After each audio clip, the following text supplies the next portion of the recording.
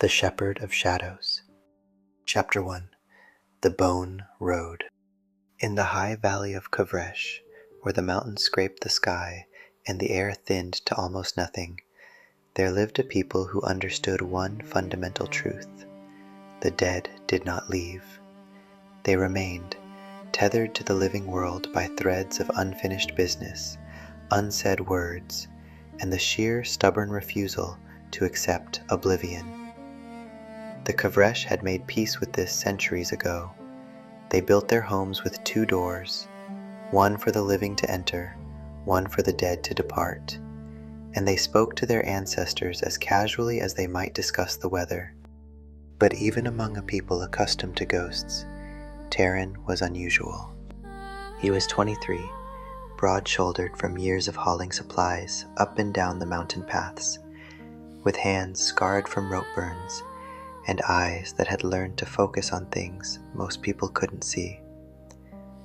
While other young men his age married and started families, or apprenticed to craftsmen in the valley, Taren walked the Bone Road. The Bone Road wasn't actually made of bones, though the name was ancient enough that no one remembered its true origin. It was simply a path, narrow, treacherous, winding through the highest peaks where no sane person ventured. The air there was so thin that breathing became a conscious effort, each inhalation a small victory. The cold cut through even the thickest firs, and the dead gathered there in numbers that would have driven most people mad. This was where shadows went wrong. Taren had learned about shadow sickness when he was 12 years old, watching his uncle waste away despite every healer's best efforts. The old man had grown thin as paper, his skin taking on a grayish tinge, his eyes focusing on corners and empty spaces, while the living world faded around him. "The shadows are eating him," Taren's mother had whispered, and though it sounded like superstition, Taren had seen it.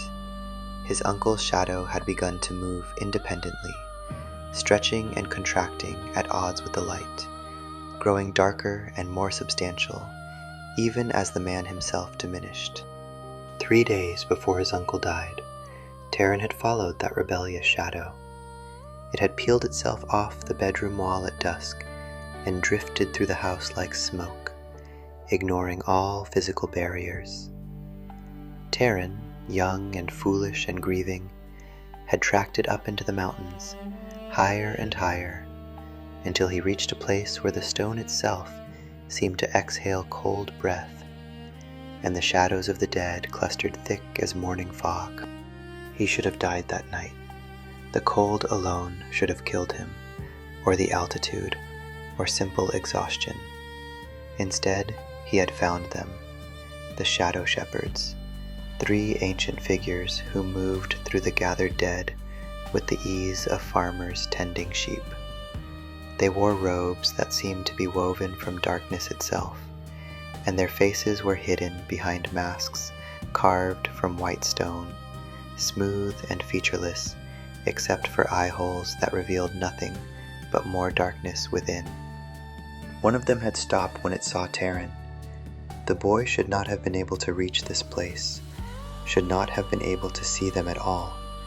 But there he was, shivering and gasping, his uncle's wayward shadow hovering just beyond his reach. The shepherd had pointed one long finger back down the mountain. "Go," it had commanded, and its voice was like wind through empty caves. "This is not your time." But then it had done something unexpected.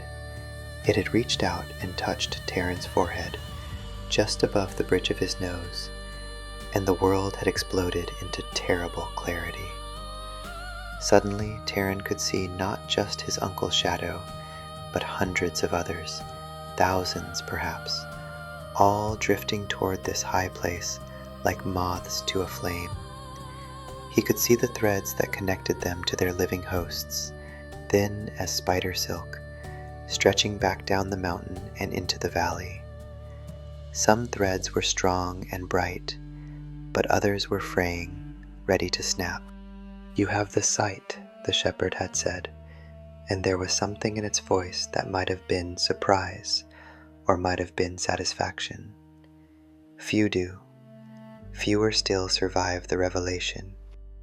Taren had survived, though the experience had left him changed. He could no longer unsee the shadows, could no longer ignore the slow procession of the dying toward the heights. And so, when he was old enough to make the choice, he had begun to walk the bone road himself, not as one of the ancient shepherds, but as something adjacent to them, a guide, a guardian, someone who could catch the shadows that strayed too early, who could mend the fraying threads when possible, who could ensure that the dead made their journey only when it was truly time. The people of Kavresh thought him strange but necessary, like a priest of a particularly demanding god. They brought him offerings, food he barely ate, furs he genuinely needed, coins he had no use for. They asked him to check on their dying relatives, to tell them whether it would be days or weeks or months. He was always honest, even when honesty was cruel. Today, Taren stood at the trailhead of the Bone Road as dawn broke over the peaks, preparing for what should have been a routine ascension. 3 shadows had slipped their moorings in the night. He'd felt them go, a distant tugging sensation, like hearing someone call your name from very far away. All 3 were old, their threads worn thin by years of living. It was time for them to make the final journey, and his job was simply to ensure they found their way. But something was wrong. The air at the trailhead felt different this morning, heavier somehow, despite the altitude. The shadows that normally drifted past him in orderly procession were agitated, swirling in tight circles, occasionally darting back down toward the valley as if fleeing from something above. And there was a smell, faint but unmistakable, like copper and smoke and something else, something that reminded Taren of the moment before lightning struck. He adjusted the pack on his shoulders, checked that his rope was secure, and began to climb. The bone road started gently enough, a worn path through scrub grass and scattered boulders, but it quickly steepened into something that required both hands and total concentration. Taren had made this climb hundreds of times, knew every handhold and treacherous patch of loose stone, but today even the familiar felt ominous. The shadows grew thicker as he climbed, so dense that they dimmed the morning light. Most people couldn't see them at all, of course. To normal eyes, this would have been just another cold, clear mountain day. But to Taren, it was like walking through a crowd of mourners, each one pressing close, each one radiating confusion and fear. Something had disturbed them. Something had changed in the high places. Taren pressed on, his breath forming clouds in the frigid air, his legs burning with effort. He passed the first marker, a cairn of stones that marked the boundary beyond which only the dying should venture, and felt the familiar vertigo that came with crossing that threshold. The world beyond the marker was always slightly wrong, colors too vivid or too dim, sounds echoing where they shouldn't, gravity itself feeling negotiable. By midday, he reached the second marker, and that was when he saw it. One of the shadow shepherds lay sprawled across the path ahead, its white stone mask cracked clean in half. The figure was utterly still, and around it the shadows had formed a ring, pressing close but not touching, as if even in death, if such beings could die, the shepherd commanded respect. Taren's heart hammered against his ribs. The shepherds were eternal. They had been here since before memory, guiding the dead for generations beyond counting. They didn't fall, they didn't break, they simply were, as permanent as the mountains themselves. He approached slowly, carefully, ready to flee at the first sign of danger. But nothing moved except the agitated shadows, and when he knelt beside the fallen figure, he saw that it was truly gone. Whatever essence had animated it had departed, leaving behind only the empty robe and the shattered mask. Taren reached out with trembling fingers and touched the mask. The moment his skin made contact, the world lurched sideways, and he was somewhere else entirely, not physically, but in vision, in understanding. He saw through the shepherd's eyes, or perhaps through its memories.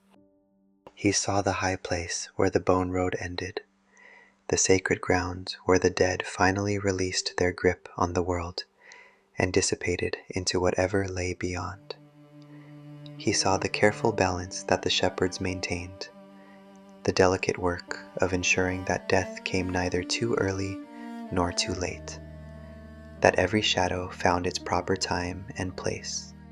And he saw what had happened. Something had torn through that high place 3 nights ago.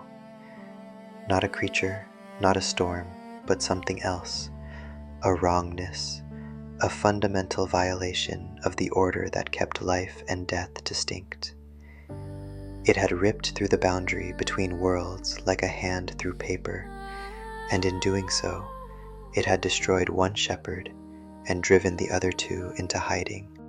Now the shadows had nowhere to go. They gathered at the boundaries, confused and frightened, unable to complete their journey. And worse, far worse, the tear that thing had left behind was growing.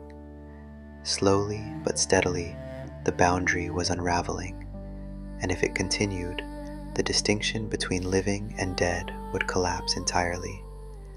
The shadows would flood back into the valley, into the world, and the living would be overwhelmed by the weight of all those accumulated dead. The vision released him, and Taren gasped, falling backward onto the cold stone. His hands shook, his mind reeled with the implications. The shadow shepherds had maintained this boundary for countless generations, beings of power and purpose beyond human understanding. If one of them could fall, if even they couldn't stop this unraveling, what hope did he have? But even as despair threatened to overwhelm him, Taren felt something else rising within him. Not confidence exactly, but determination. The shepherd had touched him all those years ago, had given him the sight, had perhaps known even then that this day might come. Someone had to walk the bone road now. Someone had to reach that high place and confront whatever had torn the boundary. Someone had to become what the valley needed, even if they weren't ready, even if they were just a man and not an eternal being of power. Taren stood, legs still trembling, and looked up toward the heights, where the true summit of the bone road waited. Somewhere up there, past the 3rd marker, and beyond the point where even he had never ventured, the boundary between worlds was coming apart. The dead were gathering, confused and afraid, and whatever had caused this destruction might still be there, waiting. He thought of his valley below, of the people who barely tolerated his strangeness, but depended on the work he did. He thought of the shadows that would soon flood back if nothing changed, of the shadow sickness spreading until every living person wasted away. He thought of the 2 remaining shepherds, hidden somewhere in fear, and wondered if they were watching him now, wondering if he would be brave enough or foolish enough to continue. Taren adjusted his pack, checked his rope one more time, and stepped over the fallen shepherd's body. The bone road stretched before him, steeper now, the air so thin that each breath felt like swallowing knives. The shadows pressed close, some of them whispering in voices he could almost understand. And somewhere far above, beyond sight but not beyond sense, something waited, the force that had torn through eternity itself and left the natural order in ruins. He began to climb, one hand over the other, one foot carefully placed after another. The The morning light faded as the shadows grew thicker still, and Taren couldn't tell anymore whether he was ascending toward the summit or descending into something else entirely. But he kept moving, because turning back was no longer an option, because someone had to walk this road, and because the shepherd had chosen him all those years ago, had given him the sight and the burden that came with it. Behind him, the valley receded into distance. Ahead, the mountain rose, impossible and eternal. And around him, the dead waited to see what one mortal man might accomplish where immortal beings had failed. The sun had barely reached its zenith when Taren disappeared into the densest cluster of shadows, and the people of Kavresh would not see him again for 3 days, though when he finally returned, nothing would ever be quite the same. The Shepherd of Shadow. Chapter 2. The Threshold of Mist. The third marker was not like the others. Where the first 2 cairns had been simple piles of stone, weathered by centuries but fundamentally ordinary, the third marker was something altogether stranger. It stood at the point where the bone road curved around a massive cliff face, perched on a ledge so narrow that Taren had to press his body flat against the rock to edge past it. But it wasn't the location that made it remarkable. It was the marker itself. It wasn't made of stone at all. It was made of shadow. Taren had heard of it, of course, in the whispered stories the elders told, but hearing and seeing were vastly different experiences. The marker rose from the ground like a pillar of pure darkness, so black that it seemed to pull light into itself rather than merely blocking it. Around its base, the shadows of the dead swirled, but would not approach, as if even they recognized this as a boundary they should not cross. Carved into the living rock beside it was a single word in the old tongue: threshold. Beyond this point, Taren understood, he would no longer be entirely in the world of the living. The boundary between life and death grew thin here, permeable. People who crossed it sometimes came back changed, if they came back at all. Even the shadow shepherds, eternal as they were, treated this place with caution. Taren stood before the marker for a long moment, his breath coming in short gasps from the altitude and exertion.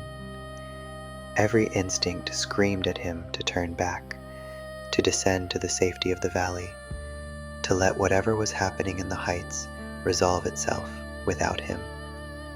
He was no hero, no chosen one. He was just a man who could see shadows, which seemed like a thin qualification for whatever lay ahead. But then he remembered the fallen shepherd, the cracked mask, the vision of the boundary tearing. He thought of the shadows building up below, the confusion and fear radiating from them. He thought of his valley and what would happen when death itself stopped working properly. He stepped through the marker. The world inverted. That was the only way Taren could describe it later. For an instant, everything that should have been solid became transparent, and everything that should have been air became tangible.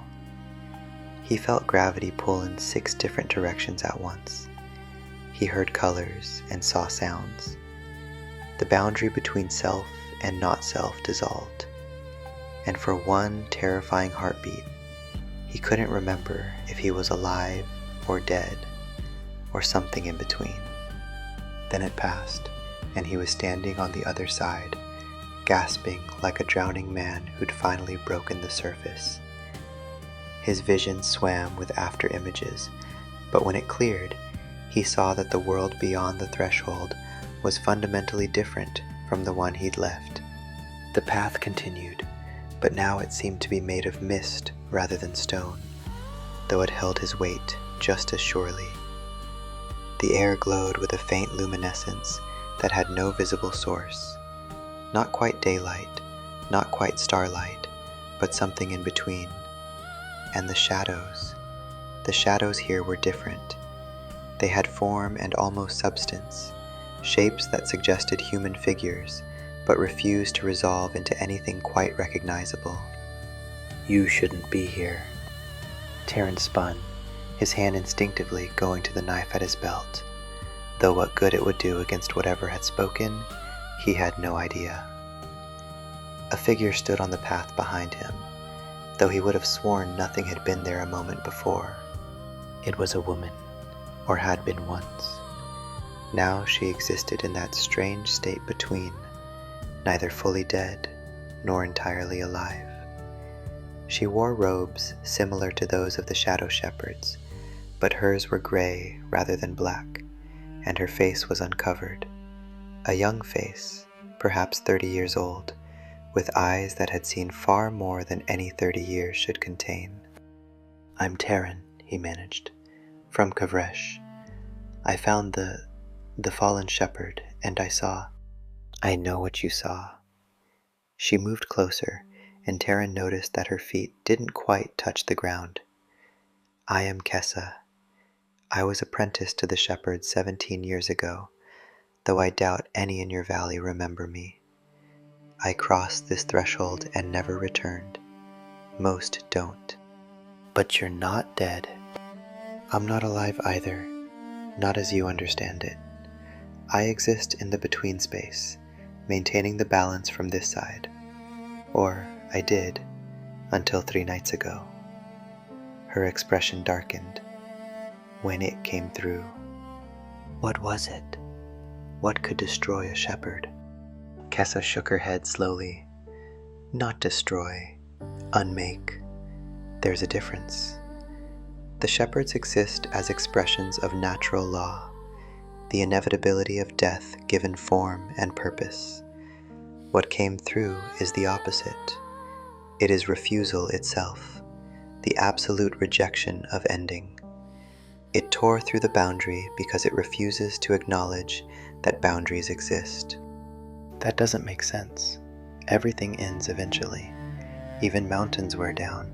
Even stars burn out." "You're thinking like a living person," Kessa said, and there might have been sympathy in her voice.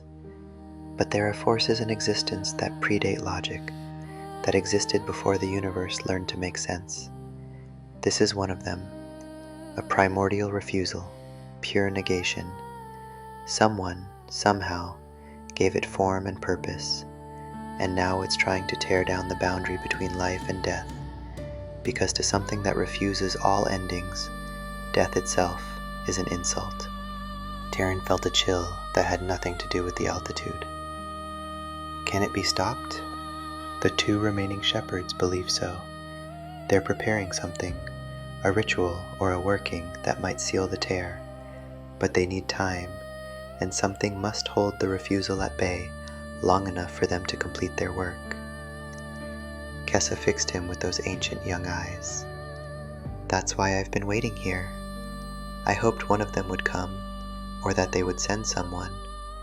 I didn't expect," she gestured at him, "a mortal shepherd. I'm all you've got." "So it seems." Kessa turned and began walking up the path of mist, and after a moment's hesitation, Taren followed.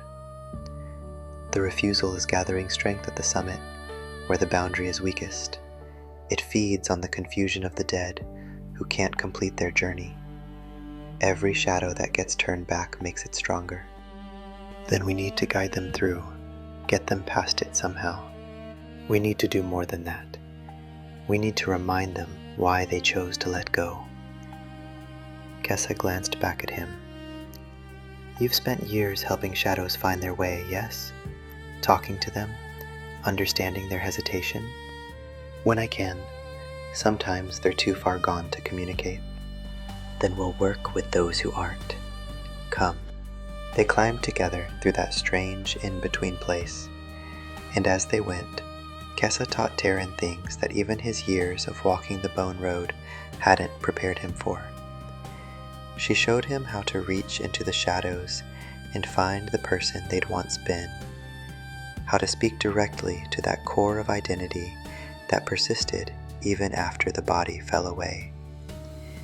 She taught him the old language of transition, words that had power here, even if they were just sounds in the living world. Most importantly, she showed him how to listen. Every shadow carries its own reason for lingering, Kessa explained as they paused to rest on a platform of solidified mist. Fear of what comes next, love that won't release, anger at an unjust death, grief for things left unfinished. If you can name that reason, acknowledge it truly, sometimes you can help them let go.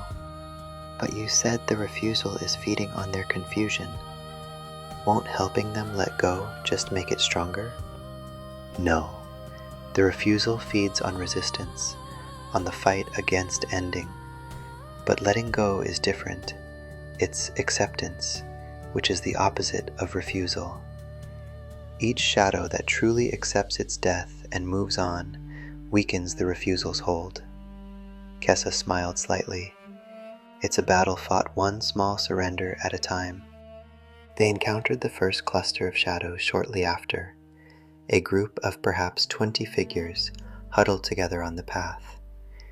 They were more distinct here beyond the threshold, almost solid, and Taren could make out details. An old man with a farmer's hands, a young woman wearing what might have been a wedding dress, a child who couldn't have been more than 7 years old. The sight of the child nearly broke him, but Kessa touched his shoulder, steadying him. They're already dead, she reminded him gently. Your grief doesn't help them. Your clarity might. Taren took a deep breath and approached the group. They turned toward him, and he saw confusion in their nearly formed faces, the bewilderment of those who didn't understand what had happened to them or where they were supposed to go. He sat down on the path among them, making himself vulnerable, making himself present. I'm Taren, he said. I'm from the valley, from Kavresh. I walk the bone road to help those who've lost their way. Will you tell me your names? They spoke, haltingly at first, then with increasing fluency. The farmer had been called Joran, and he'd died in his sleep after 87 years of working the same plot of land. The young woman was Dessa, who'd taken ill on the eve of her wedding and never recovered. The child had no name yet, had been born too early and lived only hours. Taren listened to each of them, truly listened, not just to their words, but to the weight beneath them. Joran feared that without him, his farm would fail and his family would starve. Dessa grieved for the life she'd never lived, the children she'd never had. The child simply didn't understand that life could be so short, that beginning and ending could be the same breath.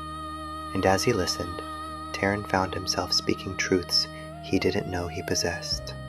To Joran, your sons are strong and your land is good. They'll prosper because you taught them well, not because you're still there to guide every seed. Trust what you built. To Dessa, the life you wanted was beautiful, and it's worth grieving. But the life you lived, even if it was brief, touched people. Your intended speaks your name with love. Isn't that its own kind of forever? To the child, some flames burn bright but brief. There's no justice in it, no reason. But you were loved for every moment you existed, and that love doesn't end just because you did. One by one they listened. One by one they seemed to settle, the frantic confusion easing from their features. And one by one they began to fade, not disappearing, but becoming transparent, lighter, as if gravity had loosened its hold. Taren watched as they drifted upward and away, moving past some invisible barrier he couldn't see, moving into whatever lay beyond. All except the child, who lingered. It still doesn't make sense, the small shadow said. Why be born at all if it's going to end so quickly? Taren had no answer to that, no platitude that wouldn't ring hollow. Instead, he held out his hand, and after a moment the child took it. The touch was cool, barely there, but real enough. "I don't know," Taren admitted. "I don't think anyone does, really. But maybe that's not the question. Maybe the question is, did it hurt to be alive?" The child considered this. "No, it was warm, and there were voices that felt like love." "Then maybe that's enough. Maybe that's all any of us get. A brief time of warmth and voices that love us. And maybe that's worth the ending, because it means the beginning meant something." The child's grip on his hand loosened, and then the small shadow was rising too, drifting toward heights Taren couldn't follow. He watched until it disappeared, feeling a weight in his chest that might have been grief, or might have been something else entirely. "Well done," Kessa said quietly. She'd been standing back, watching, and now she moved to join him. "You have a gift for this. The shepherds chose better than they knew." "That's 20 out of how many? Hundreds? Thousands?" 20 is a start. Come, there are more ahead, and we're running out of time." They continued upward, and the pattern repeated. Clusters of shadows blocked the path, confused and afraid, unable to move forward because the boundary ahead was too chaotic, too wrong. Taren would stop and speak with them, listening to their stories, acknowledging their fears and griefs and regrets, and slowly, painstakingly, he would help them find the will to let go. Not all of them could.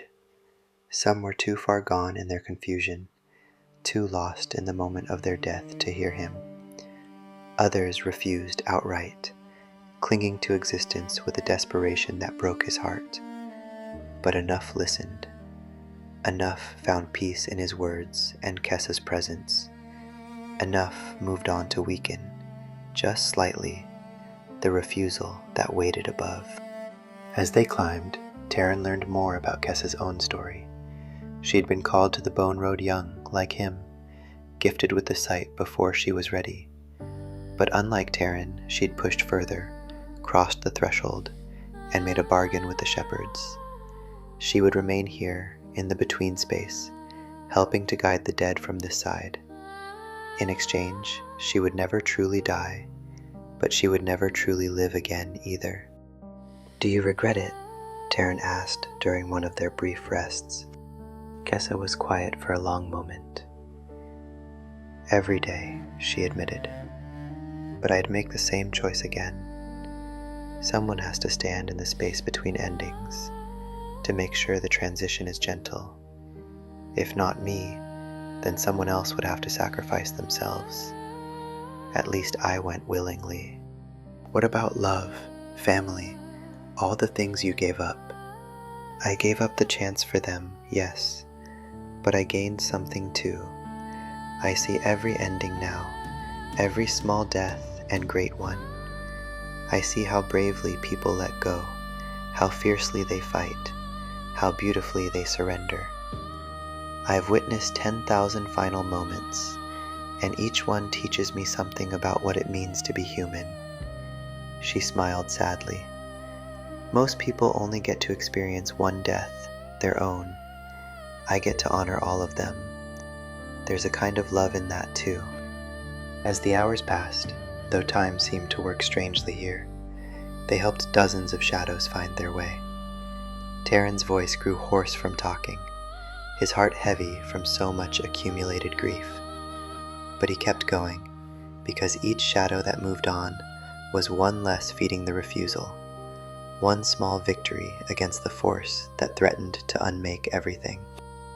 And then they reached the summit. The path opened onto a plateau that shouldn't have existed, a flat expanse of mist and stone that hovered impossibly in space. At the far end, Taren could see the terror in reality that the refusal had created, a jagged wound in the air itself, edges raw and bleeding darkness. And before it, writhing and churning in a mass that hurt to look at, was the refusal itself. It had no fixed form, One moment it seemed to be made of shadows, the next of absence, the negative space where light refused to exist. It pulsed with a rhythm that was not quite sound and not quite movement, but something that resonated in Taren's bones and made his teeth ache.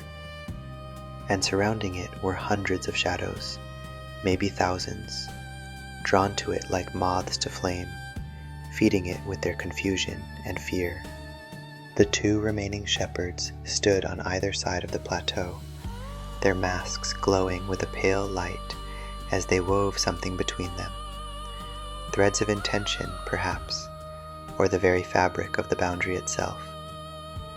They were trying to seal the tear, Taren realized, trying to force the refusal back to whatever realm it had come from. But they were struggling, their movements jerky and desperate, because they didn't have enough time, enough strength, enough help.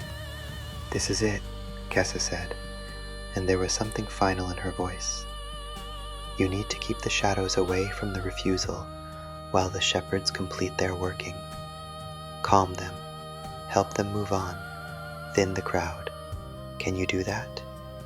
Taren looked at the mass of confused dead, at the impossibility of the task before him. One man, one voice, against thousands of shadows and a force of pure negation. It was absurd. It was hopeless. "I can try," he said. Kessa touched his face gently, a gesture that might have been blessing or goodbye. "That's all any of us can do. I'll buy you time. I'm going to confront the refusal directly, try to hold its attention. It should give you space to work." "Wait, what do you mean confront it? You can't fight something like that." "No," Kessa agreed, "but I can remind it what I am.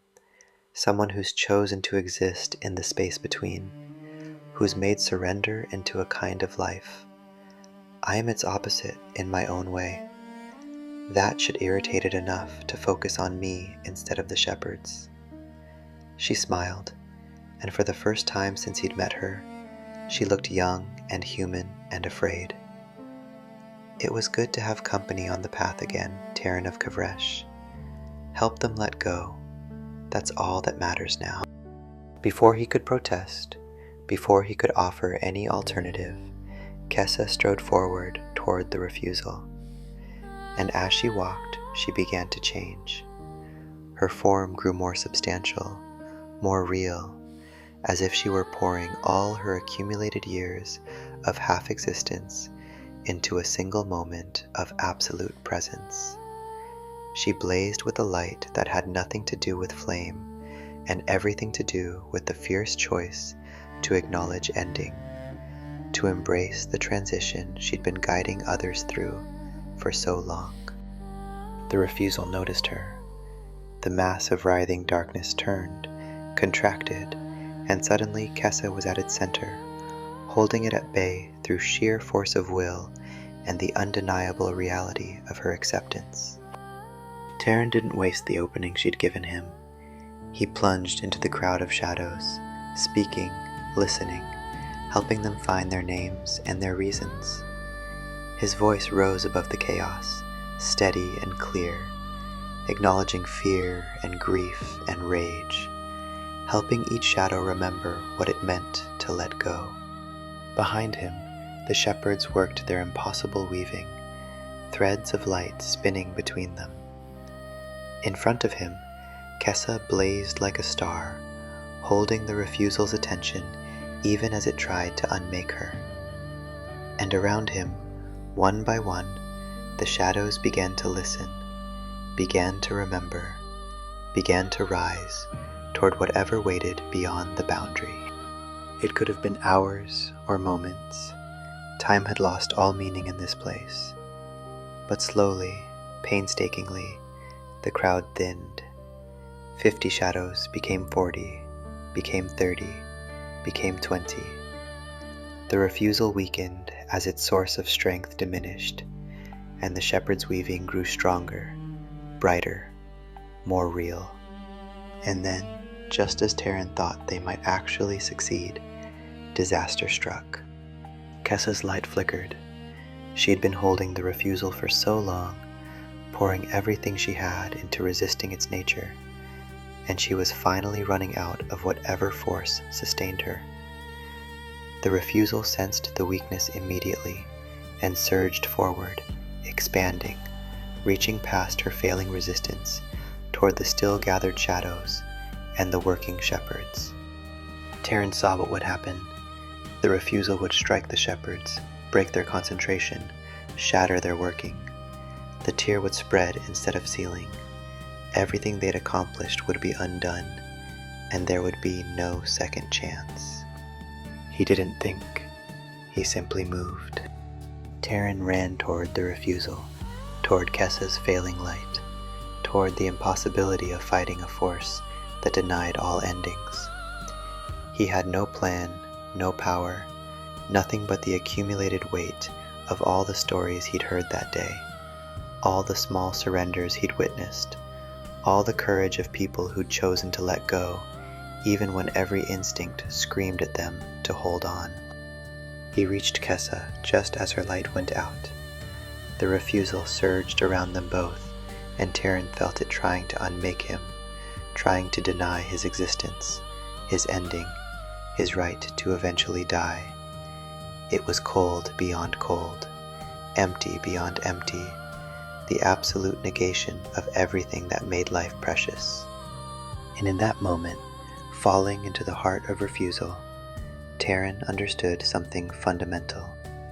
The refusal wasn't evil, it wasn't malicious, it was terrified. It was the fear at the heart of every living thing, the deep, primal terror of non-existence. Someone or something had given that fear form and purpose, had made it powerful enough to tear through the boundary between life and death. But at its core, it was just fear. The fear that ending meant erasure, that death was oblivion, that letting go meant ceasing to matter. Taren couldn't fight fear with force, but he could acknowledge it. He could speak to it the way he'd spoken to 1,000 shadows, recognizing its truth without letting it consume him. "I see you," he said, his voice somehow carrying through the void. "I see what you are. You're afraid of disappearing, of being forgotten, of having your story end without meaning. Every living thing shares that fear. You're not wrong to feel it." The refusal paused, and Taren felt something that might have been attention, awareness, the faintest possibility of communication. "But here's what you don't understand," he continued. "Ending doesn't mean erasing. The stories continue even after individual lives finish. The love persists even after the lovers are gone. Nothing truly disappears. It just changes form, becomes part of the larger story. You don't have to tear down the boundary. You just have to trust that crossing it doesn't mean ceasing to matter." For a long, suspended moment, nothing happened. The refusal held him in its cold embrace, vast and terrible and afraid. Taren could feel his own life draining away, his warmth fleeing, his consciousness fraying at the edges. Then, impossibly, the refusal hesitated. It was the smallest thing, barely noticeable, just a moment's pause in its relentless negation, but it was enough. In that heartbeat of uncertainty, the shepherd's weaving snapped into place. Light exploded across the plateau, blindingly bright, and Taren felt the boundary reassert itself, knitting back together, pushing the refusal away from the wound it had created. The refusal screamed, not with sound but with feeling, a wave of terror and loss that washed over everything.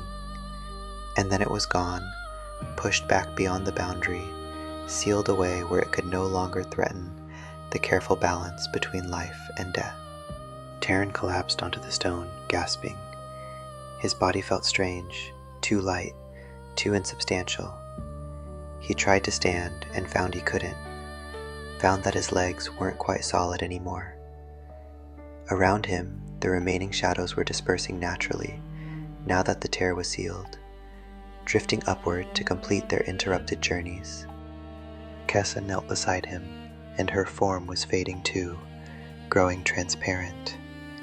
Her sacrifice had burned through whatever power had kept her suspended between worlds, and now she was finally, truly dying. "You did it," she whispered. "You spoke to it. No one's ever done that before." Did it work? Is the boundary safe? For now. The shepherds will maintain it, and a new one will eventually rise to take the place of the one who fell. The balance holds. She smiled, and it was radiant. "Thank you for walking with me one last time."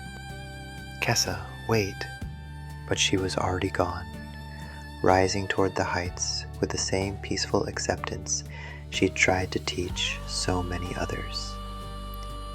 Taren watched her go, feeling the weight of grief and gratitude tangled together in his chest. The two shepherds approached him then, their masks gleaming in the strange light. They looked at him for a long moment, and Taren saw himself through their eyes. A mortal man who had walked into the heart of refusal itself and come back changed. Someone who existed now in the space between life and death, without quite belonging to either. "You cannot return as you were," one of them said, its voice like wind through empty spaces. "The boundary has marked you," said the other. "You are part of it now." Taren understood. He'd sacrificed something fundamental when he'd thrown himself into the refusal, when he'd spoken to it from the heart of its terror. He was still alive, but only barely, only technically. Like Kessa, he now existed in the between space, neither fully living nor quite dead. The shepherds extended their hands, and Taren understood this too. They were offering him a choice. He could try to return to his valley, try to reclaim some shadow of his former life, but he would never be fully human again.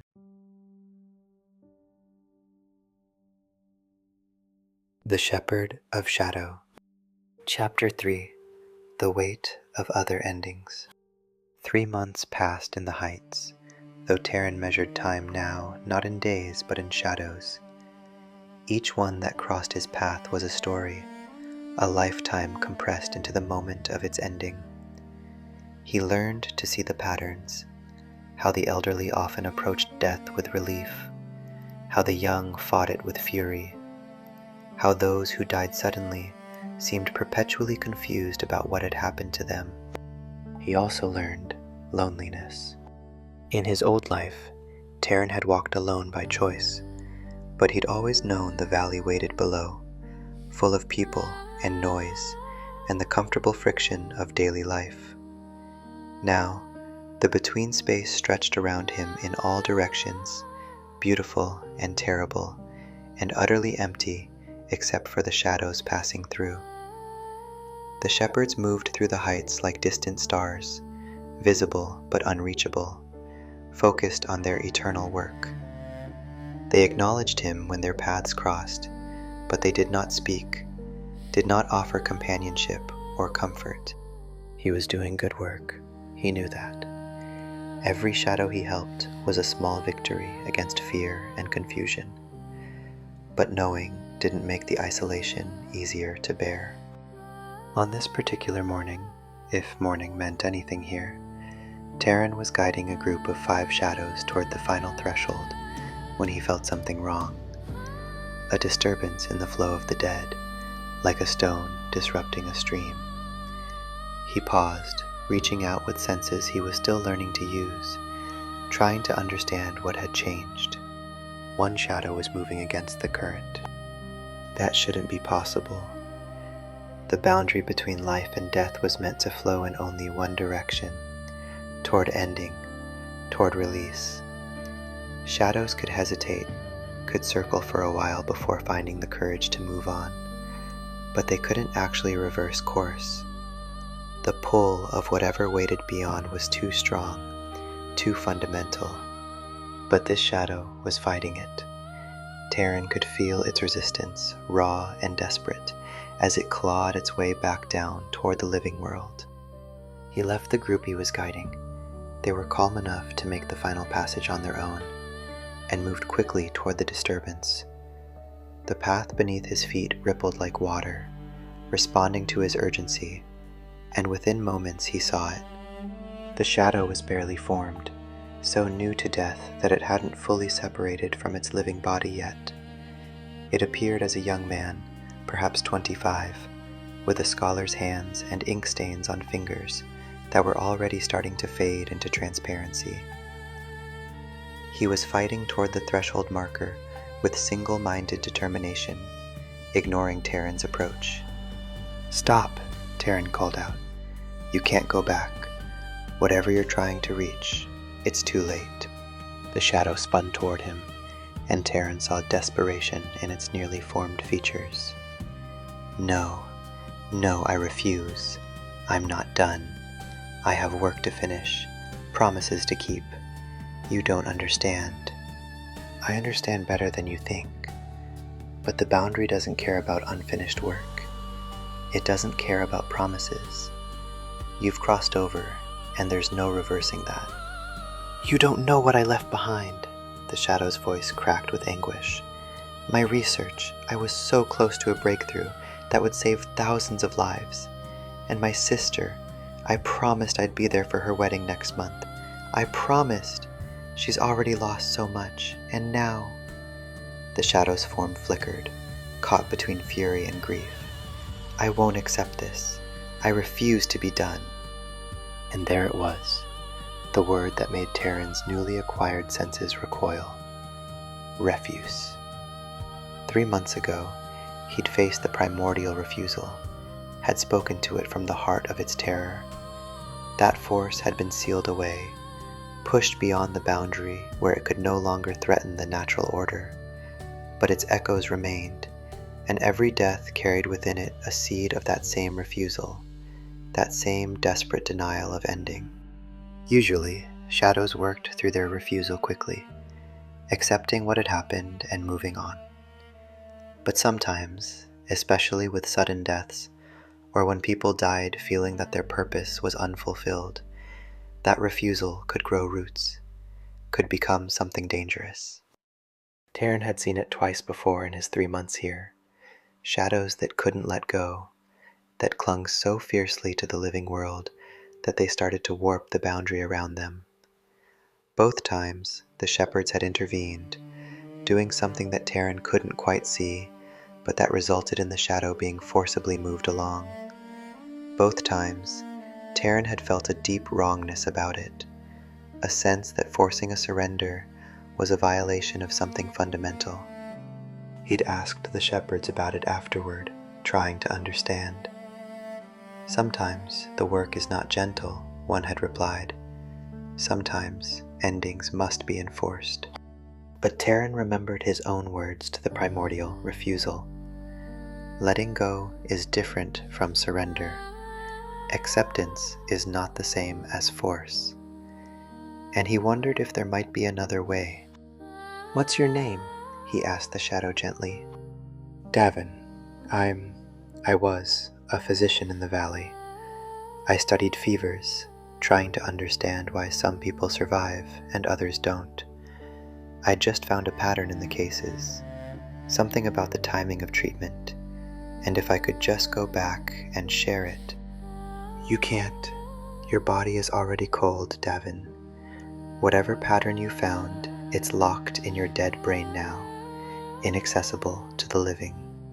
The shadow, Davin, made a sound that might have been a sob or might have been rage. "Then it's all wasted.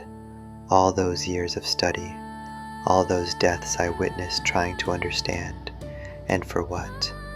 So I could die with the answer, but no way to share it? Is that what this is about? The research? And my sister, and my patients, and..." Davin's form flickered again, "and the fact that I'm only 27 years old. I had decades left. I should have had decades. Taren felt the pull of those words, the justice in them. Davin should have had more time. The universe had dealt him a profoundly unfair hand. But fairness wasn't Taren's job here. Truth was. "You're right," he said quietly. "It's not fair. None of it is. You deserved more time. Your research deserved completion. Your sister deserved to have you at her wedding. Death doesn't care about deserving.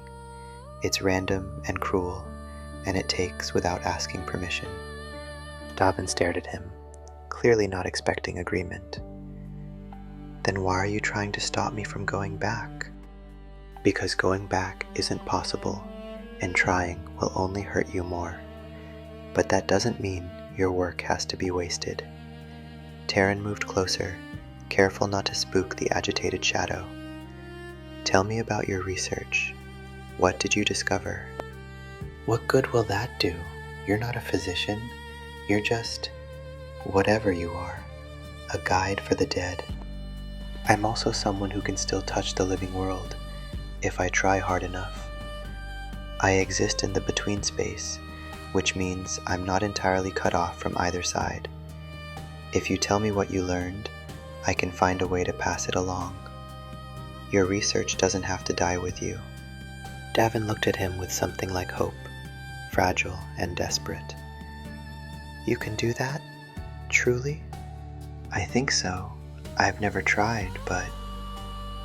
Taren thought about the shepherds, how they sometimes influence the living world in subtle ways. A dream that warned of danger, an intuition that saved a life. If they could do it, maybe he could too. "What's the pattern you found? Tell me everything." And Davin did. In a rush of words, the shadow physician described years of observation, careful notes about fever progression, the critical window when treatment made the difference between life and death. It was complex, technical, full of terminology that Taren only half understood. But he listened with the focus he'd learned from guiding shadows, committing every word to memory, asking questions when he needed clarification. As Davin spoke, something shifted. The shadow's form grew more stable, less frantic. The act of sharing his knowledge, of ensuring it wouldn't be lost, seemed to ease something in him. By the time he finished, he looked tired rather than desperate. "Thank you," Davin said quietly. "Even if you can't actually pass it along, thank you for listening. No one else, in my last moments, there was no one to tell. I was alone in my rooms, struck down so quickly I barely understood what was happening. To have someone hear this, even now, it matters." "I'll find a way to share it," Taren promised. "I don't know how yet, but I will. Your work won't be lost." Davin nodded slowly, and then his gaze shifted to the path ahead, toward the heights where the boundary waited. "What's it like, going through?" "I don't know. I've never crossed all the way. But every shadow I've guided has gone peacefully once they were ready. Whatever's there, it doesn't seem to hurt." "And my sister? Will she be all right without me?" "She'll grieve. It'll be hard. But people are more resilient than we give them credit for. She'll carry you with her, your memory and your love, and that will help her through." Taren paused. "You can't protect her from grief, Davin, but you can trust her to survive it." The shadow was quiet for a long time, and Taren let him sit with those truths. Finally, Davin spoke again. "I wanted more time. I wanted to see her married, to complete my research, to just live. It doesn't feel like enough, 27 years. It never feels like enough. Even people who live to 90 want one more day. That's not a flaw in you. It's part of being alive." Taren chose his next words carefully. "But maybe the question isn't whether you had enough time. Maybe it's whether you used the time you had in a way that mattered. Did you?" Davin considered this. I helped people, not all of them. I lost patience, made mistakes, failed more often than I succeeded. But some lived because of my work. And I loved my sister fiercely, even when I was too busy to show it well. And I searched for truth, even when it was hard. He looked at Taren with eyes that were beginning to fade. I suppose that's not nothing. It's everything. That's all any of us get to do. Love fiercely, search honestly, help where we can. You did that. Your life wasn't wasted just because it was short. I still wish I'd had more time. I know. That wish is allowed. You can want more time and still accept that your time is finished. Both things can be true. Davin's form was growing transparent now, the fight draining out of him, acceptance settling in where refusal had been. Will you really try to pass along my research? I promise. Then I suppose... Davin looked up toward the heights one last time. I suppose I can let go now. Thank you for listening. Thank you for caring about something that probably seems small to you. Nothing about a life is small, Taren said. Go well, Davin of Kavresh. Your work continues, even after you've stopped. The shadow nodded once, then turned and moved up the path toward the boundary. Taren watched until Davin disappeared into the luminous distance, feeling the familiar weight of grief and something else, responsibility. He'd made a promise to a dead man, and now he had to find a way to keep it. But before he could figure out how, he felt another disturbance, then another, and another. Shadows were fighting the current all along the bone road, trying to claw their way back toward life. Dozens of them, maybe hundreds, all seized by the same desperate refusal to accept their endings. Taren felt it spreading like a contagion, one shadow's refusal feeding into another's, creating a cascade of denial that threatened to dam up the entire flow of the dead. Something was wrong. This wasn't natural variation in how people accepted death. This was coordinated, deliberate, as if something was actively encouraging the shadows to refuse their endings. Taren reached out with his new senses, trying to understand the source of the disturbance, and what he felt made his blood run cold. The primordial refusal hadn't been destroyed. It had only been sealed away, pushed beyond the boundary, and someone, somehow, was breaking that seal from the living world, letting its influence seep back through in thin streams that infected the newly dead with doubt and desperation. The shepherds felt it too. Taren saw them converging on the heights, their forms blazing with alarm, preparing to reinforce the seal.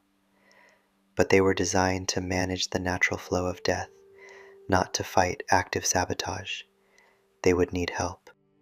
They would need someone who existed in both worlds, who could trace the interference back to its source in the living realm and stop it there. They would need Taren. But that would mean leaving the between space, descending back toward life, trying to navigate a world he no longer quite belonged to. His body was barely substantial enough to exist here. Returning to the living world might tear him apart, or it might succeed and leave him stranded there, unable to return to his work, trapped between life and death, with no way to help either. Taren thought of Davin's desperate fight to go back, of the promise he'd made, of all the shadows who were suffering now because something in the living world was poisoning their final moments. He thought of Kessa's sacrifice, of how she'd burned herself away to buy time for others. The choice, once again, wasn't really a choice at all. Taren turned away from the heights and began to descend the bone road, moving back toward the threshold marker, back toward the living world that might reject him, or tear him apart, or leave him stranded in a body that barely remembered how to be alive. Behind him, the shepherds worked frantically to contain the spreading refusal. Ahead, the boundary between worlds loomed like a wall he'd have to break through. And somewhere below, in his valley, or perhaps somewhere else entirely, someone was deliberately tearing open the seal that protected the living from the terror of infinite endings. Taren's first test had been learning to help others let go. His second would be learning whether he could hold on tightly enough to return to a life he'd already half abandoned. And his third, the one that waited for him beyond the threshold, would be discovering who wanted to unmake death itself, and finding the courage to stop them before the boundary collapsed entirely. He reached the threshold marker and paused, gathering what remained of his strength. The passage through would be agony. He knew that instinctively. Going against the natural flow of death was like trying to swim upstream in a river of knives. But there was no other way. Taren pressed his nearly transparent hand against the shadow marker, took a breath that barely filled lungs he wasn't sure he still had, and stepped through. The world inverted again, but worse this time. His consciousness scattered into 1,000 fragments, each one experiencing a different death, a different ending, a different moment of terror and release. He felt himself dying in 1,000 ways across 1,000 years, felt the weight of every shadow he'd ever guided crashing down on him at once. Then, impossibly, he was through. Taren collapsed on the stone beyond the marker, gasping in air that burned his lungs because they'd forgotten how to process something so solid. His body, his actual physical body, felt like it was held together with wishes and stubbornness, barely more substantial than the shadows he'd been guiding. But he was alive, technically, legally, actually alive. The path beneath him was solid stone now, not mist. The air had weight and taste. The sun, the actual sun, not the strange luminescence of the between space, blazed overhead with painful brightness. He was back in the living world, and he had no idea how long he could survive here in this state. Hours? Days? The boundary wouldn't let him exist in both worlds indefinitely. He was an anomaly now, a violation of natural law that would eventually be corrected one way or another. Taren pushed himself to his feet, swaying with exhaustion, and began the long descent toward Kavresh. Somewhere below, someone was breaking the seal. Someone was letting the refusal seep back into the world. And Taren had to find them before he lost his fragile grip on life entirely, or before so many shadows refused their endings that the boundary collapsed and death itself ceased to have meaning. The sun was setting by the time Taren reached the valley, and he had perhaps a day left before his body gave up its tenuous claim to existence. It would have to be enough. The Shepherd of Shadow. Chapter 4. The Architecture of Surrender. Kavresh looked exactly as Taren remembered, and nothing like it at all.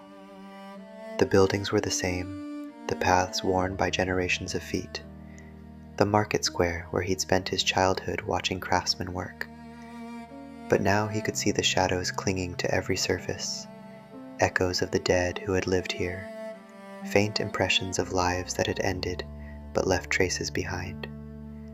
The valley was haunted, though its people had learned not to notice. Taren's return went unnoticed at first. He moved through the streets like a ghost himself, his form so insubstantial that people's eyes slid past him without registering his presence. Only children seemed to see him fully, their gazes tracking his passage with wide-eyed wonder or fear. One small girl reached out to touch him, and her hand passed through his arm like smoke. He needed to find the source of the interference, but he had no idea where to start. Who in Kavresh would even know about the boundary between life and death, let alone have the knowledge and motivation to break its seal? The valley had priests and healers, elders who maintained the old traditions, but their understanding was cultural, metaphorical. They didn't actually interact with the shepherds or comprehend the mechanisms of death, unless someone had learned. Taren made his way to his family's home, a small dwelling near the market square that he'd left 3 months ago without saying goodbye. His mother was there, preparing the evening meal, and the sight of her bent over the cooking fire hit him with unexpected force. She'd aged in his absence, or perhaps he simply saw her differently now, saw the shadow that clung to her a bit more tightly than it should, the way her thread of life had begun to fray at the edges. She had perhaps 10 years left, Taren realized, maybe 15 if she was lucky. The knowledge sat heavy in his chest.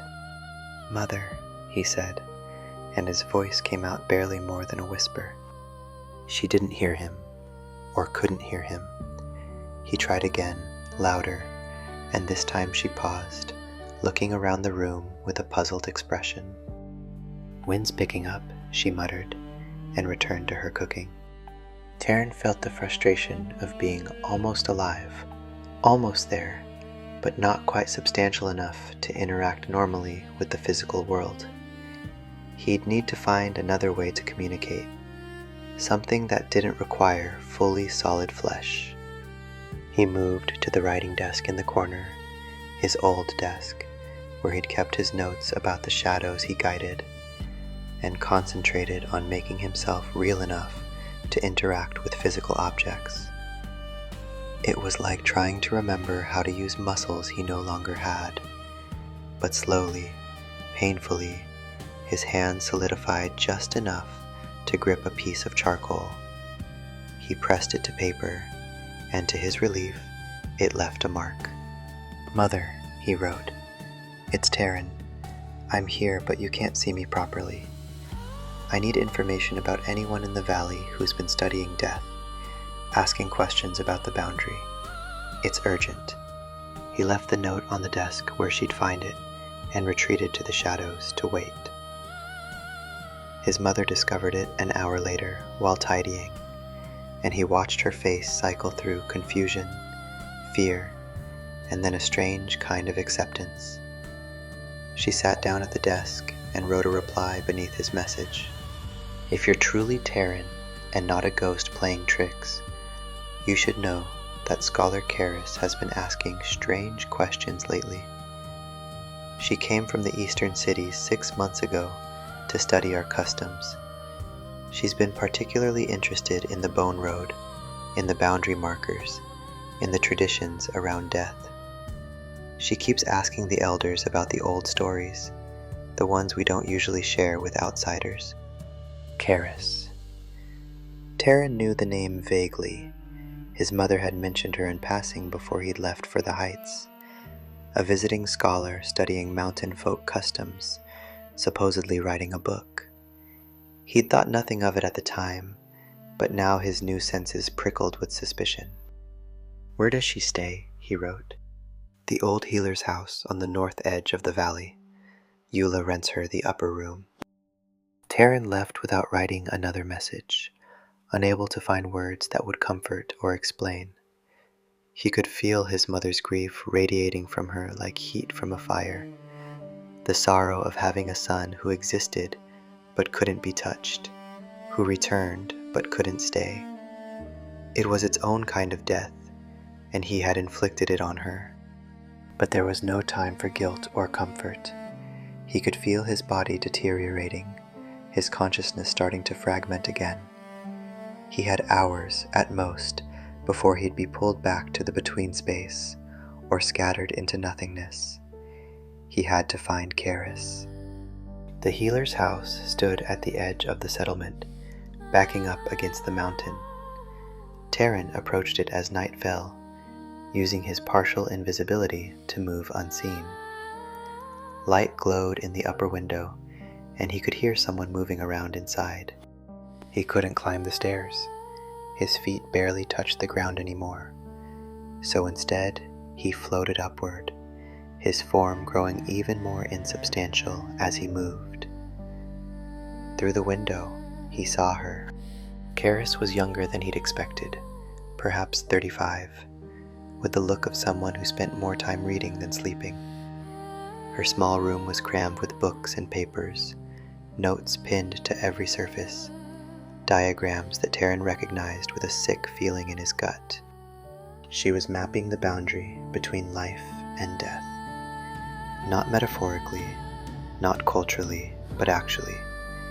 Drawing out the structure of the shepherd's working, the placement of the seals, the points where the boundary was strongest and where it was weak.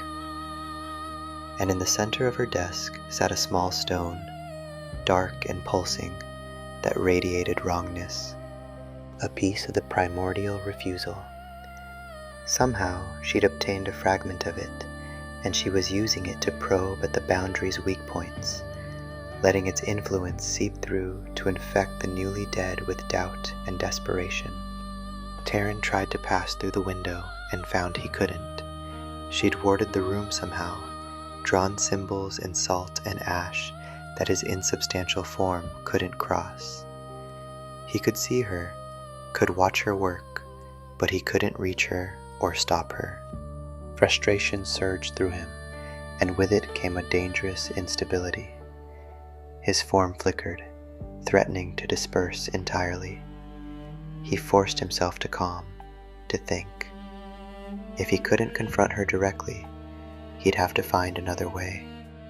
He descended back to ground level and found the healer, old Eula, preparing for bed. She was one of the few in the valley who had always treated Taren kindly, who had seemed to understand that his strangeness was gift rather than curse. If anyone might be able to help, it was her. This time, instead of writing, Taren tried something else. He moved close to Eula and focused on projecting his thoughts directly into her mind, the way he'd learned to communicate with shadows in the between space.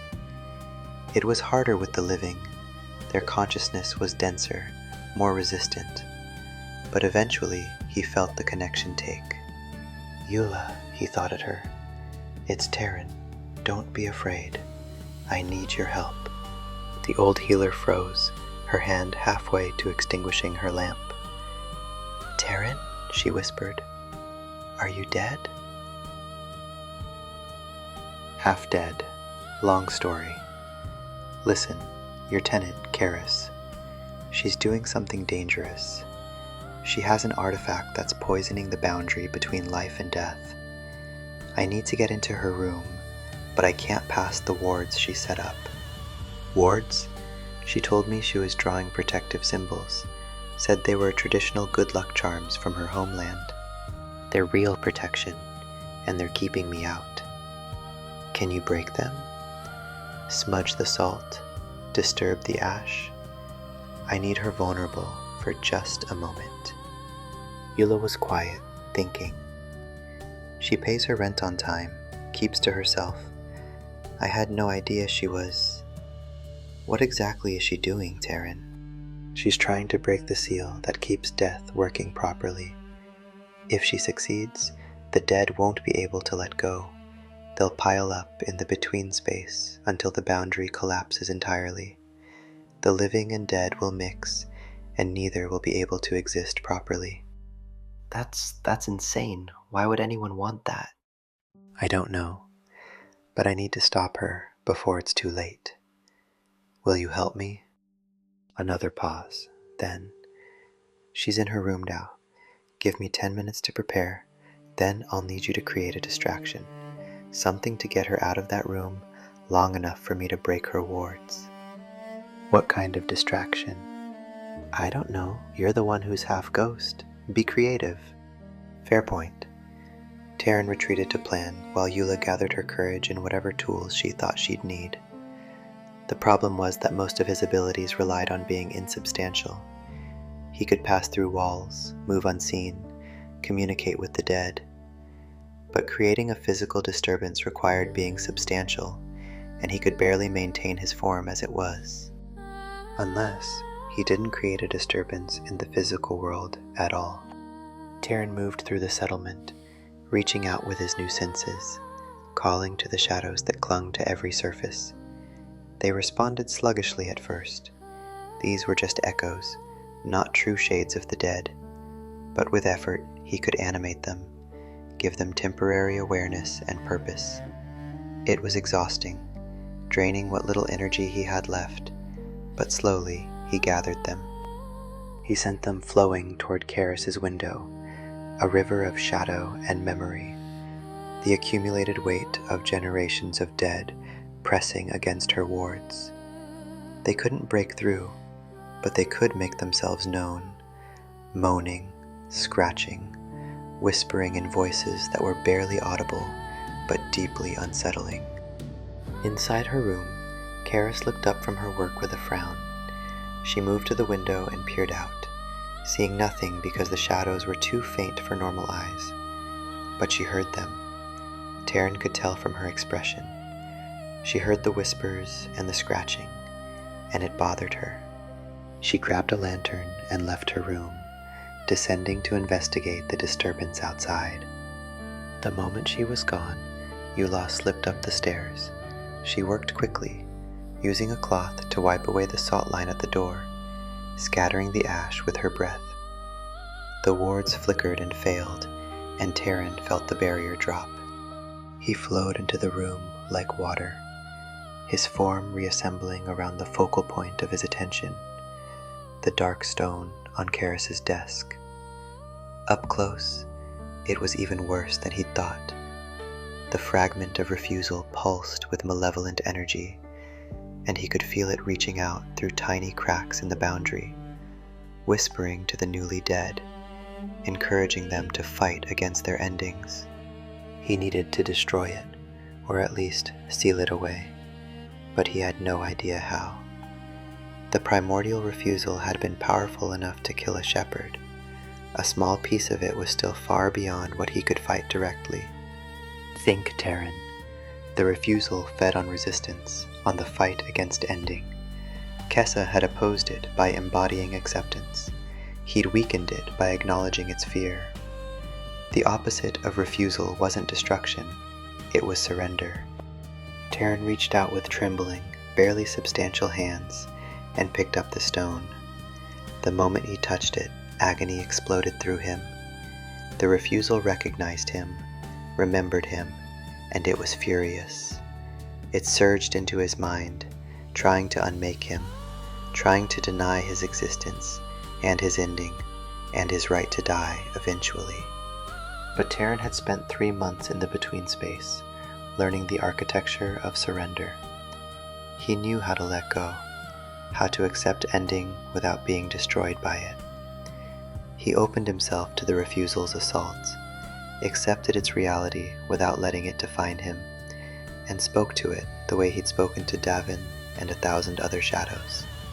"I see you," he whispered. "I understand you. You're afraid of ceasing to matter, but trying to break death won't save you. It'll just spread your fear to everyone else. You can let go. You don't have to fight forever." The refusal screamed inside his mind, but the scream was weaker now, more uncertain. Taren pressed his advantage, pouring everything he'd learned about acceptance and surrender into his words. He showed the refusal every shadow he'd guided, every peaceful letting go he'd witnessed, every moment of courage when someone chose to trust that ending didn't mean erasure. "You're just fear," he told it, "and fear can be comforted. Fear can be eased. You don't have to tear down the boundary. You just have to trust that something continues even after you end." The stone shattered in his hands. Not violently, it simply came apart, the fragment of refusal dispersing into harmless motes of shadow that drifted away like smoke. Without the stone to anchor it, the interference with the boundary ceased. Taren felt the flow of the dead normalize, the shadows in the between space released from their artificial doubt. He'd done it. The immediate crisis was over, but the effort had cost him everything. Taren's form was coming apart, barely held together by will alone. He could feel himself being pulled back toward the between space, his temporary return to the living world ending. He had minutes at most before he'd have to let go. Footsteps on the stairs, Kavresh returning, having found no actual disturbance outside. Taren turned to face her as she entered the room, and for a moment they simply stared at each other. The scholar who'd tried to break death, and the half-dead guide who'd stopped her. "You destroyed it," Kavresh said, and there was something in her voice Taren couldn't quite read. Not anger, not fear, something else. "Do you have any idea what you've done? What that stone represented?" "I know exactly what it was. A fragment of the primordial refusal. A piece of the fear that nearly tore down the boundary 3 months ago. What I don't know is why you wanted to use it. Why you were trying to break the seal." Kavresh moved to her desk, looking at the space where the stone had been. "Because death is a tyrant. It takes without asking, leaves grief and absence in its wake, offers no appeal and no mercy. I've been studying it my whole life, and I finally found a way to fight back. If the boundary could be weakened, if the dead could refuse their endings, then maybe, just maybe, death could be negotiated with instead of simply accepted. You were going to flood the world with confused ghosts because you think you can negotiate with death?" "I was going to give people a choice." Karis's composure cracked, revealing the grief beneath. "My daughter died 6 years ago, 8 years old, taken by fever. I'm a scholar. I know more than most about illness, about healing, and I still couldn't save her. She didn't want to die, Taren. She fought so hard, and in the end, death took her anyway because death takes everyone eventually. Don't tell me to accept that. Don't tell me it's natural or necessary or part of some grand order. It's cruelty, and I was trying to find a way to stop it." Taren felt the weight of her words, the terrible justice in them. He thought of Davin, who'd also lost so much unfairly, who'd also wanted more time. He thought of every shadow he'd guided, who'd left love and purpose and potential behind. "Your grief is real," he said quietly. "Your rage is justified. Death is cruel, and it takes without mercy. But breaking the boundary wouldn't save your daughter. It would just trap her in confusion and suffering, unable to move forward or back. The refusal you were feeding into the newly dead wasn't giving them a choice. It was poisoning their final moments, making their endings harder than they needed to be. How would you know? You're not even properly alive anymore." "I know, because I've spent 3 months helping shadows find peace. I've listened to hundreds of them, learned their fears and regrets, helped them let go. And the ones who fought hardest, who refused most fiercely, they were the ones who suffered most. Acceptance isn't surrender to tyranny, Kavresh. It's the only way to find peace with something that can't be changed." "Easy for you to say. You've made peace with your own half-death. But what about those of us who have to go on living, knowing that everyone we love will eventually be taken? What about the children who die before their lives have barely begun? Where's the peace in that?" Taren had no answer, not really. The question was too big, too fundamental. Instead, he told her about Davin. 3 months ago, I met a physician who died with important research incomplete. He fought against his ending, tried to claw his way back to life to finish his work. And I helped him let go by promising to pass along what he'd learned. I haven't been able to keep that promise yet, I've been trapped in the between space. But you're a scholar. You understand the importance of knowledge being shared. He moved closer to Karis, his form flickering with the effort. I'll tell you everything Davin taught me about fever treatment. You can publish it, share it, save the lives he couldn't. His death will mean something because his knowledge continues. Isn't that better than keeping him trapped and refusing, unable to rest? Karis was quiet for a long time. Finally, she spoke. And my daughter, how does her death mean anything? She was 8 years old. She didn't have research to pass along, just questions about the world she'd barely started asking. I don't know, Taren admitted. I don't have an answer that will satisfy you. But I know that keeping the boundary broken wouldn't bring her back. It would just spread your grief to everyone else, make every ending as hard as hers was. Is that what she would have wanted? For her suffering to be multiplied across the world? No, the word came out broken. No, she was kind. She wouldn't have wanted that. Then let her go. Really let her go. Not just in body, but in your need to fix what can't be fixed. And use your grief for something. Teach others what you've learned about illness. Write your books. Share your knowledge. Make the time she had matter by making the time others have better. Tears were running down Karis's face now, and Taren felt his own eyes burning. Though whether he still had eyes to cry with, he wasn't certain. His form was barely holding together, threads of his being starting to separate and drift toward the between space. I have to go, he said. My time here is ending. Will you stop? Will you let the boundary heal? Karis wiped her face and nodded. I'll stop, and I'll publish your physician's research. What was his name? Davin. Davin of Kavresh. Taren felt himself beginning to fade, the pull of the between space growing irresistible. Tell them he died in service to life. Tell them his knowledge continues, even though he couldn't. I will. And Taren, thank you for destroying the stone. Thank you for stopping me before I made everything worse. She paused. I'm sorry about your mother. I know this half-existence must be hard. It is, but it's also necessary. Someone has to stand in the between space to help with the transitions. And I've learned. Taren's voice was fading now, barely audible.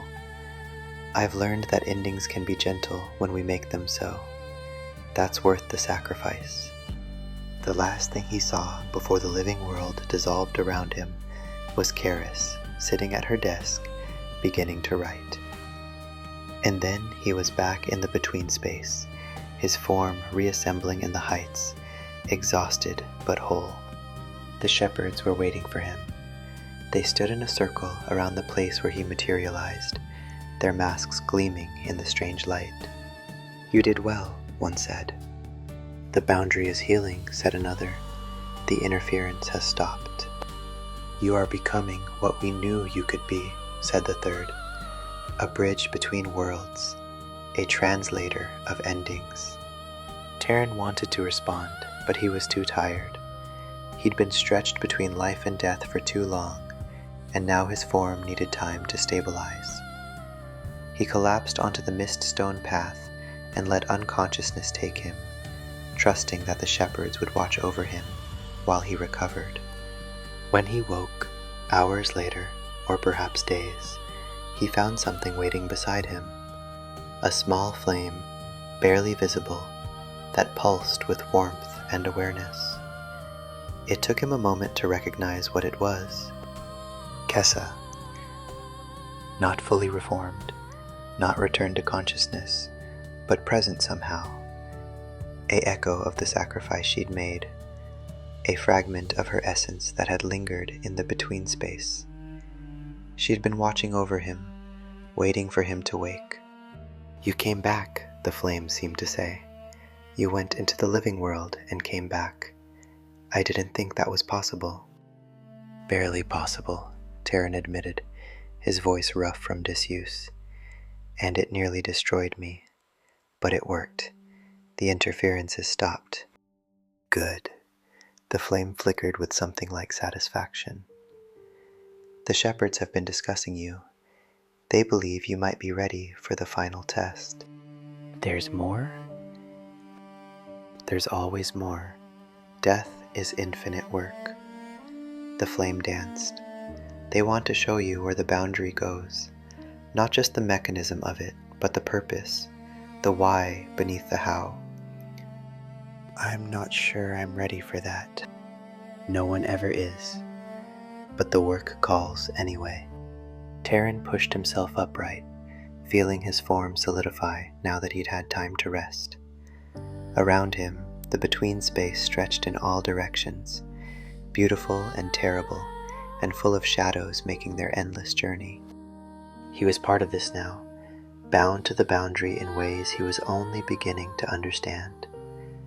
The shepherds had chosen him, marked him, transformed him, and now they wanted to show him something more, something deeper.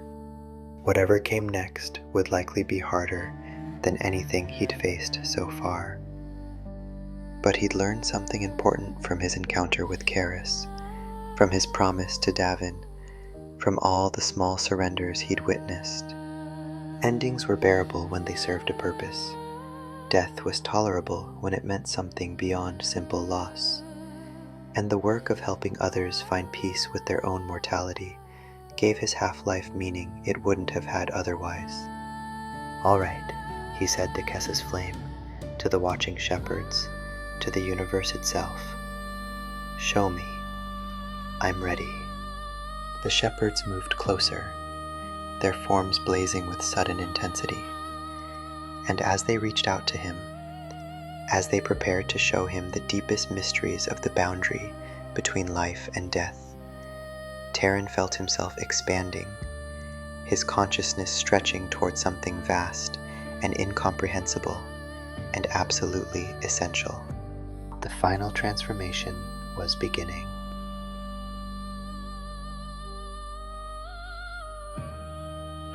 The Shepherd of Shadow. Chapter 5. The Infinity Between Breaths. The shepherds took Taren beyond the summit. He hadn't known there was a beyond. The plateau where he'd faced the primordial refusal had seemed like the ultimate boundary, the final edge where the living world ended and whatever came after began. But now the shepherds led him past even that, up through layers of reality that became increasingly abstract, less concerned with form and more with pure meaning. They walked, though walked wasn't the right word, through spaces between spaces, pausing at thresholds Taren had never noticed before. At each one, a shepherd would touch its mask and the world would shift, revealing another layer of the boundary's architecture. "This is the truth we guard," the first shepherd said, its voice resonating through dimensions Taren couldn't name. "Not just the mechanism of death, but its necessity, its gift." They stood now, or existed, or witnessed, at a place where time itself became visible. Taren saw it flowing like water, carrying moments forward, each one precious and singular and utterly unrepeatable. Past moments crystallized into memory, frozen and unchanging. Future moments shimmered with possibility, undefined until lived. "Life only has meaning because it ends," the second shepherd explained. "The preciousness of each moment comes from knowing there will be a last moment. Without death, time would be meaningless. Experience would be infinite, and therefore valueless." Taren watched the flow of time, seeing his own life embedded in it like a jewel in a river. His childhood in Kavresh, his first sight of the shadows, his crossing of the threshold, his descent into the living world. each moment complete and perfect precisely because it was temporary. "But people suffer," he protested. "They lose those they love. Children die. Good people are taken too young while cruelty persists. How is that necessary? How is that a gift?" The third shepherd gestured, and the perspective shifted again. Now Taren saw not just individual lives, but the great web of connection between them. He saw how his grandmother's death had led him to the Bone Road, how Kessa's sacrifice had enabled his own transformation, how Davin's brief life had generated knowledge that would save others. Each ending rippled outward, creating meaning and consequence and connection. "Death is the engine of change," the shepherd said. "It makes space for new life, new experiences, new possibilities. Without it, the universe would stagnate. The first generation would persist forever, and no new voices would join the conversation of existence. Is that preferable?" Taren thought of his valley, of how each generation learned from the previous one, but also brought new ideas, new questions, new ways of being. He thought of how his own limited time made his choices matter, how knowing he would eventually end gave weight to each decision. "I understand the logic," he said slowly, "but logic doesn't ease the grief. It doesn't make losing someone hurt less." "No," the first shepherd agreed. "Grief is the price of love. Would you eliminate love to avoid grief?" "Of course not, but..." "Then you already understand. The boundary between life and death isn't a punishment or a mistake. It's the fundamental architecture of meaning. Everything you value, love, courage, growth, sacrifice, depends on the reality of ending. Take away death, and you take away significance itself."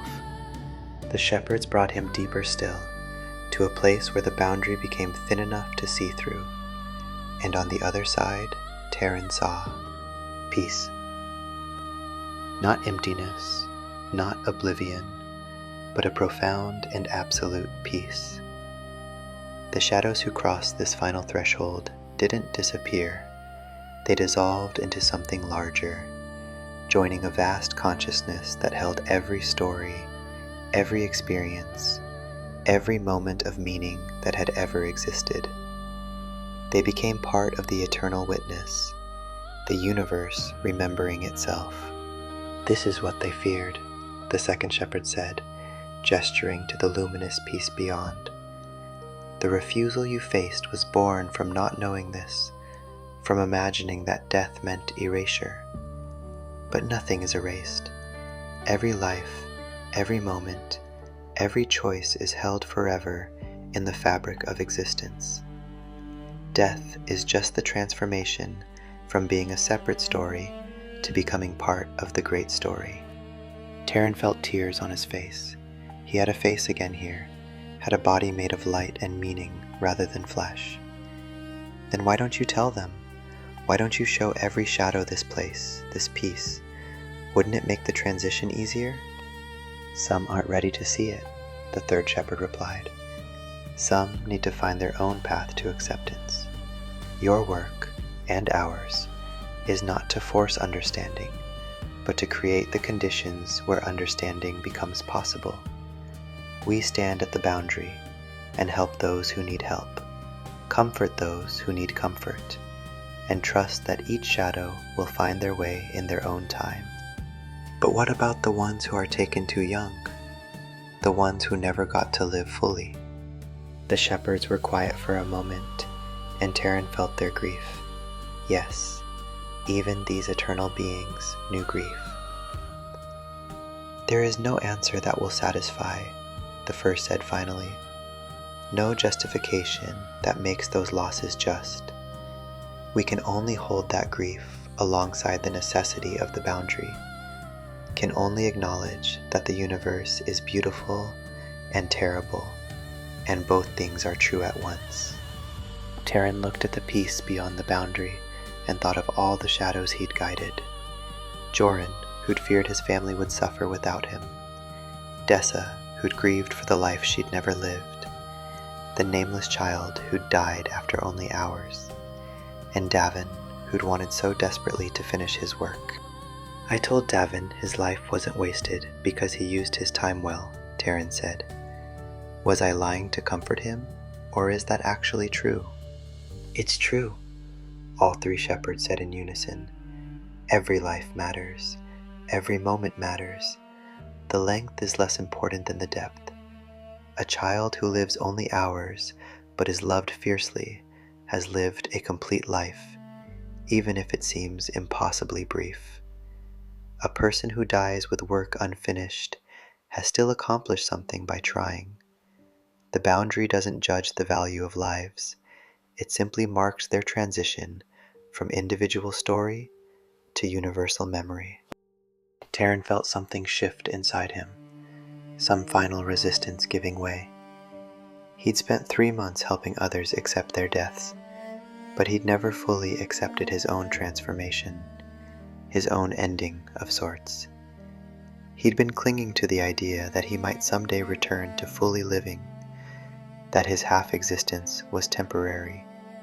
But standing here at the deepest layer of the boundary, seeing the architecture of meaning itself, he understood. He would never be fully alive again. His path had led him to this place between, and there was no going back. He could grieve that loss, or he could accept it as part of a larger transformation. He chose acceptance. "I'm ready," he said. "Whatever comes next, whatever the work requires, I'm ready."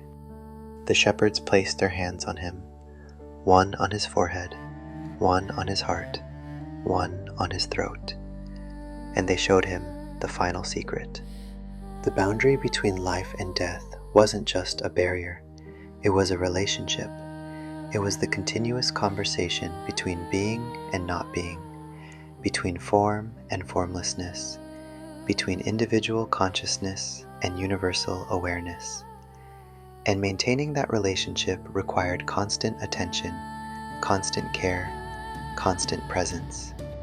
The shepherds had been doing this work for eons, but they weren't infinite. They could fall, as Taren had seen. They could tire. They needed help, needed others to join them in the work of maintaining the boundary, of ensuring that death remained gentle and meaningful, rather than violent and terrifying. "You have been chosen," they told him, "not because you're special or powerful or wise, but because you understand both sides. You've lived and died and returned. You've known love and loss. You've felt the fear of ending and found the courage to accept it anyway. You can stand at the boundary and translate between the living and the dead, can help both sides understand each other. What are you asking me to do? Become one of us. Not a shepherd, you're too young for that, too tied to your human life still. But something new, a guide who can move between worlds, who can carry messages and meaning across the boundary. The living need someone who can speak to the dead on their behalf, and the dead need someone who remembers what it was like to be alive." Taren thought of his mother, of the note he'd left her, of the grief in her eyes when she'd realized her son had returned but couldn't be touched.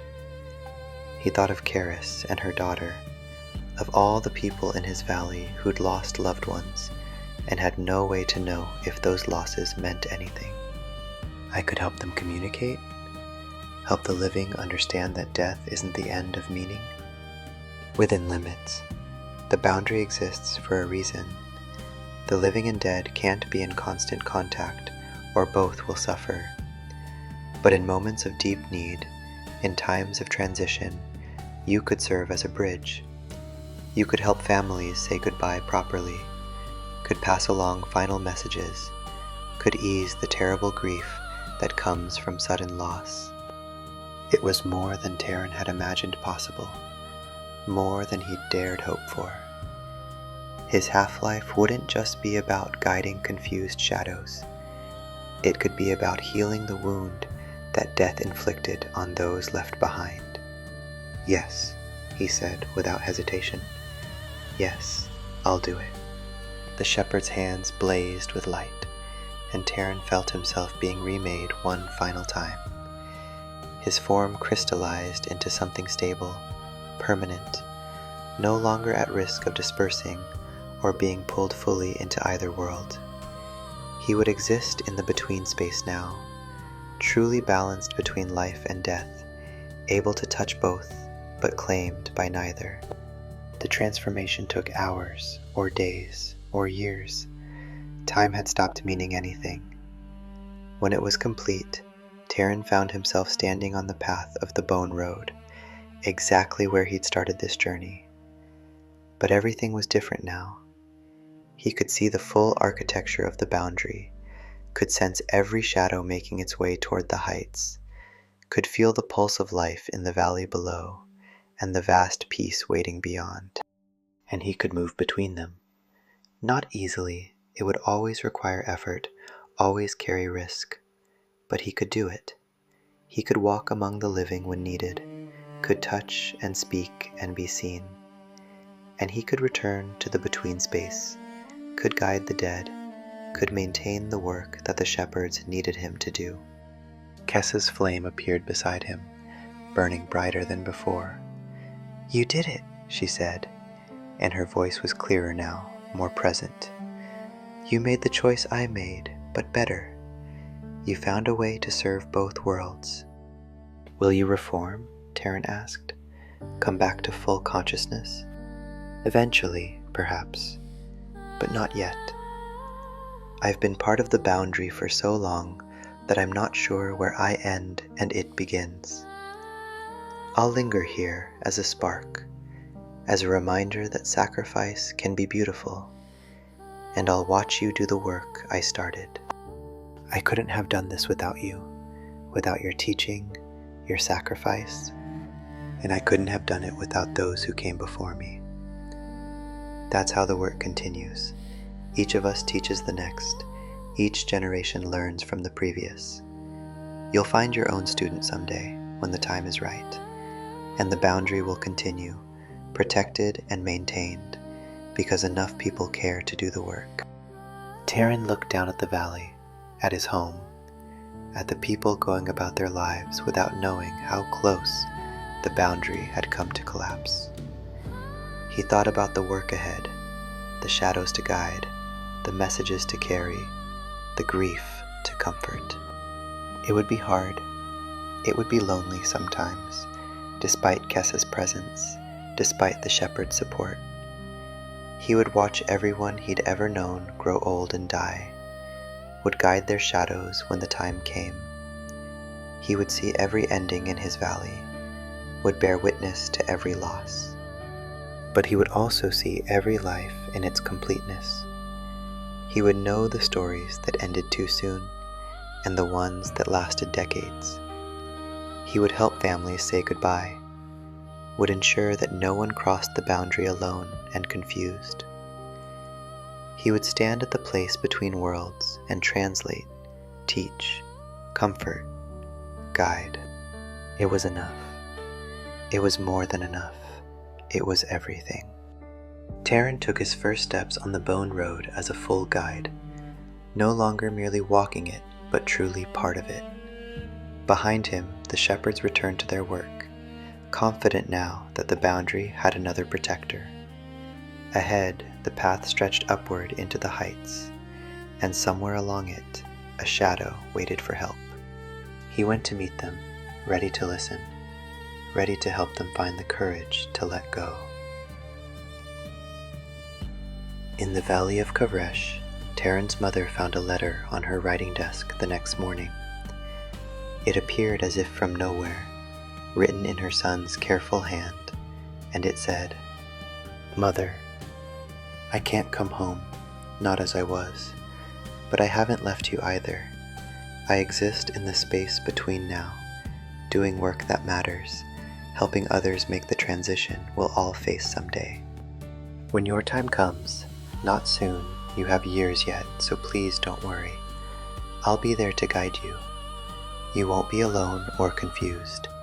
I'll help you let go, and I'll show you that ending isn't erasing, that every moment you've lived continues to matter in the great web of meaning. Until then, live well, love fiercely. Don't waste time grieving for me. I'm not gone, just transformed. And know that I'm doing what I was meant to do, what I chose to do, and I've never been more certain of my purpose.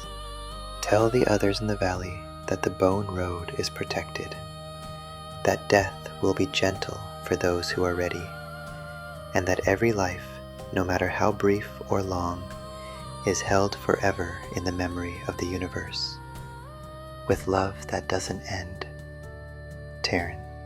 She wept when she read it, but they were tears of relief as much as sorrow. Her son wasn't lost. He was transformed, serving a purpose greater than either of them had imagined.